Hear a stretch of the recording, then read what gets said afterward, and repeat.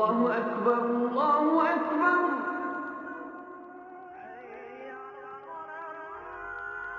الله أكبر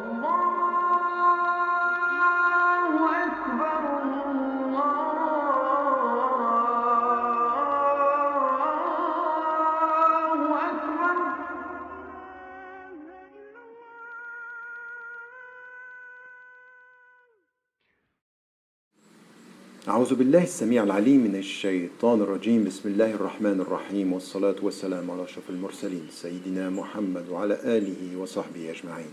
Assalamu alaikum wa rahmatullahi wa barakatuh.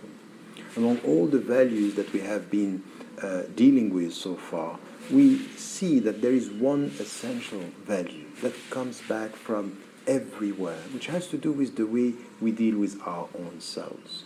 It has to do with mastering ourselves, because there is no spiritual education, no way being with God without understanding the very essence of mastering yourself.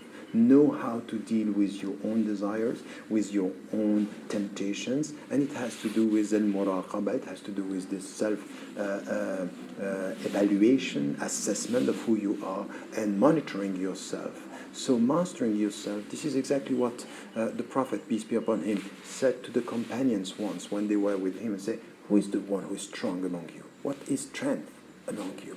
And the first reaction of the companions was, oh, the one who is beating his enemy. And he said, no, the one who masters his anger when he could be overwhelmed with this anger. So it's mastering yourself. Man yamliku nafsahu 'inda al-'adab, the one who is mastering himself or herself when anger comes to her or to him.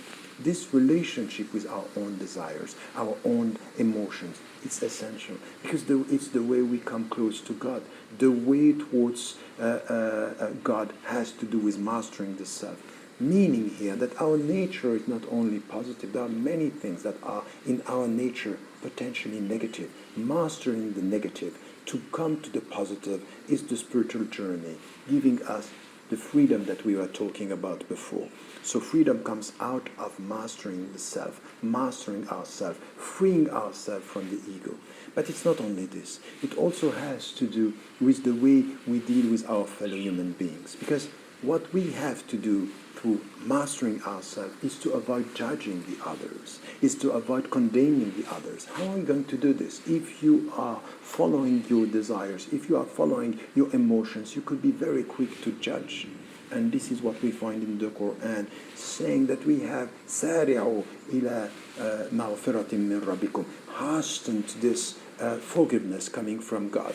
And at the end of the verse, further down in the verse, what we have coming with this, الْكَاظِمِينَ الْغَيْظَ وَالْعَافِينَ عَنِ النَّاسِ. Who are these people who are coming to this God's forgiveness? The people who are mastering their anger, mastering themselves, and forgiven human beings.